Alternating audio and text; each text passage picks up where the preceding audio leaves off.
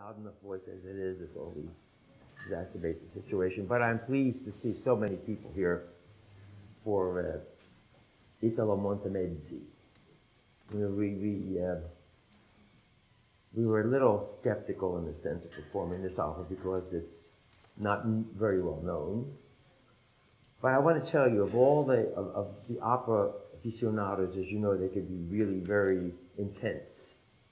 Who thinks Carmen is better than Bohème, or very intense. The people, the followers of divas and the great tenors, very, very intense people, opera people. But I want to tell you that the people that like L'amore dei Tre are extremely intense. There aren't that many of them, but they just adore this opera. It's really a cult opera. Now, I don't know whether it's been done in Philadelphia since I saw it when I was, I don't know, high school or something.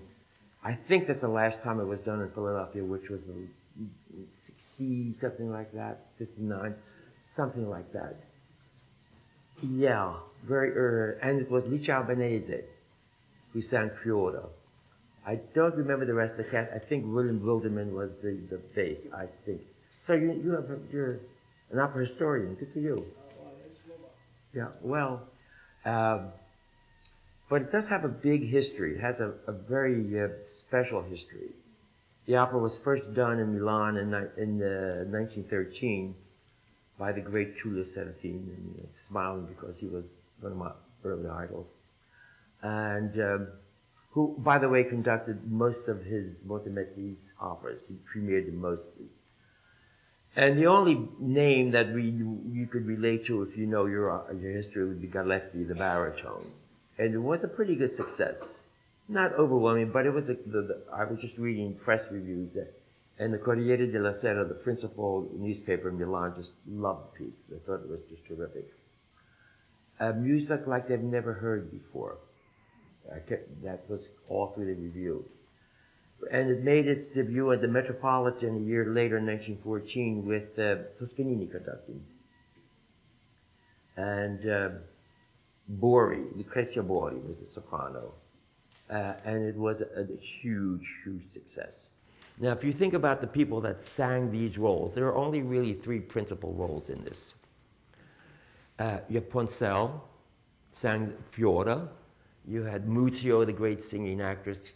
I mean, these are people that, historians would go, oh my goodness, Muzio, great. Lucrezia Borri, who is surprising as a singer, because when we do think of Borri today, we think of her Gilda, and we think of her Juliet.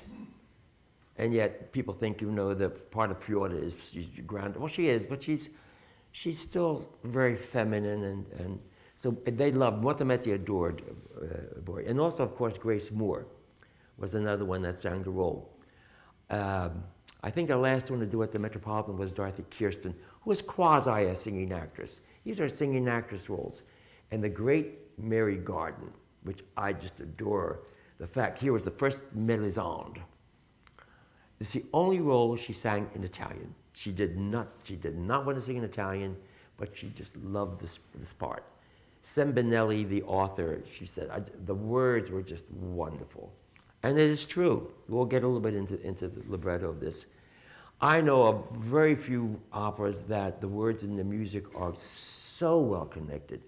Truly, and it's just not a matter of, I'm unhappy, I'm going to sing in minor. I feel great, I'll be in major. It goes way beyond even that. It goes way beyond that.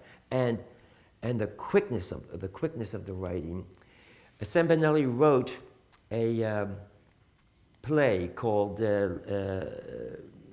La Cena delle Beffe, which is the Supper of the Fools, which eventually got to be made into an opera by Giordani, and eventually got to be a play on Broadway with the Barrymores.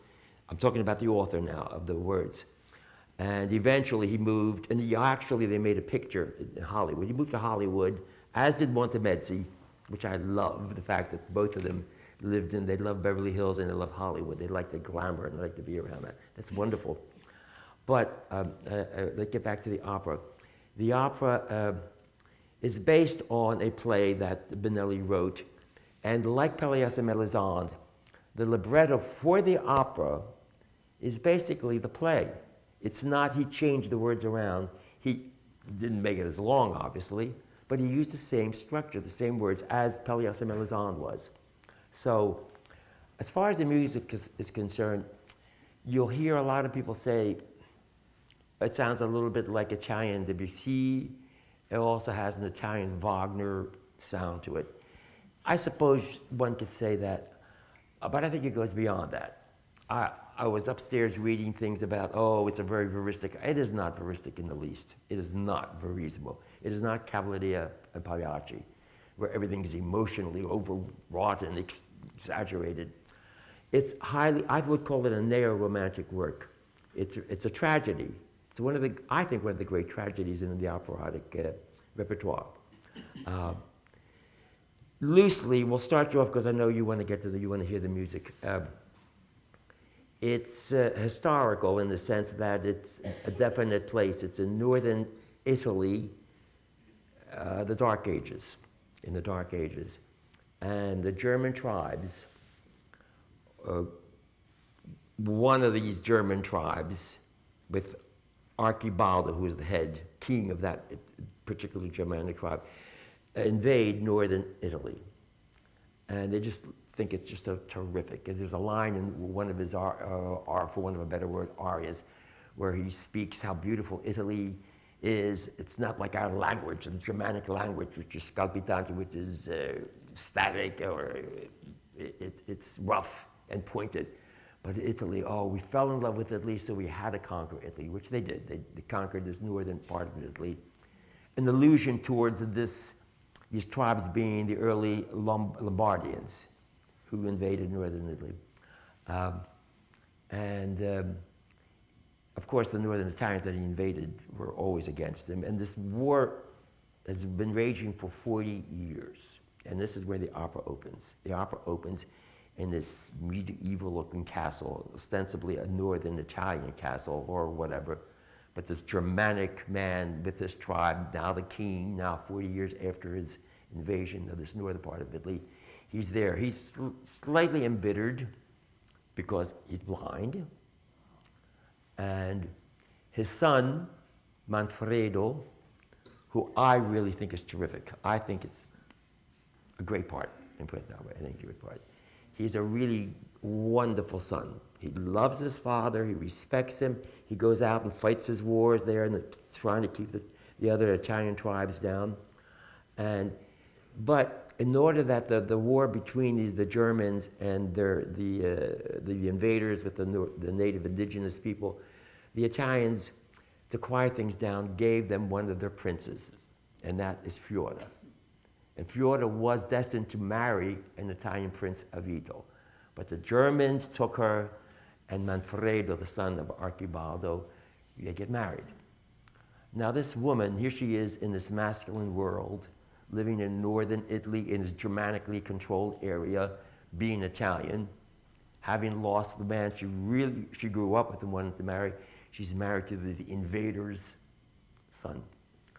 And she doesn't love him. She doesn't hate him. She gets to respect him and has some love for him. But she's all, in this, as I said, masculine world up there. But she does have her side affair with the man that she really loved, the Italian prince, Avito. And that's where the opera opens up. The opera opens up with the king, the blind king, coming in. The blind king suspects that his daughter-in-law is doing something. And he has people, his servants, most of them, especially the one you will meet, they're all Italian because they're in the Italian area. And can you imagine being a servant to a Germanic invading trade, but you have, anyway, he has his servants always check on her. Where's she going? What is she doing? Is her apartment's there, the door opens, the door closed. But these Italian servants that are working for the Germanic king, of course, they know about it, especially this one Flaminio. And he aids and abets Fiora with her little secret love affair with the man she truly loves. So it opens up there, and the blind king is awaiting his son to come back from a war. And It's the only thing that livens him up in the first act is when his servant, Flamino, says to him about your son in the war. And he says, oh, yes, the war.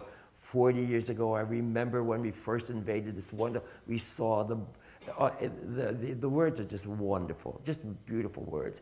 How the Italian landscape looked and it opened up, and he's, all of a sudden he's alive. It makes him feel great. He's the young warrior he was 40 years ago.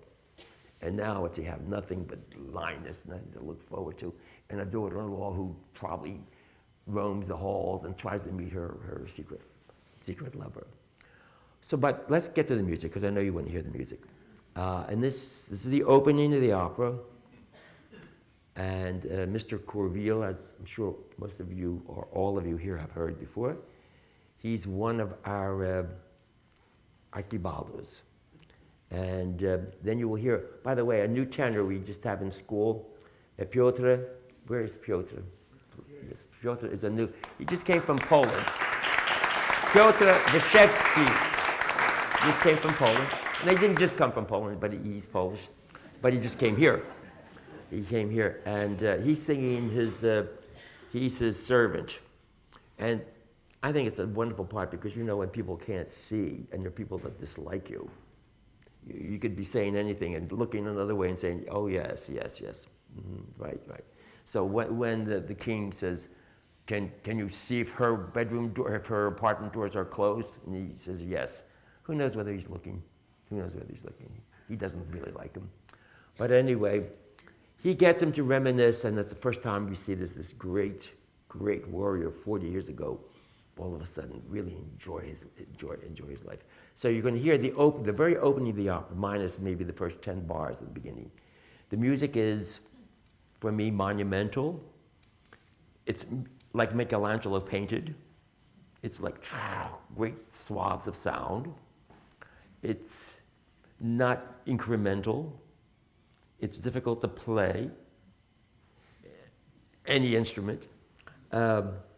And I think difficult to sing, but the greatest singers in the world enjoy doing it. They love doing it.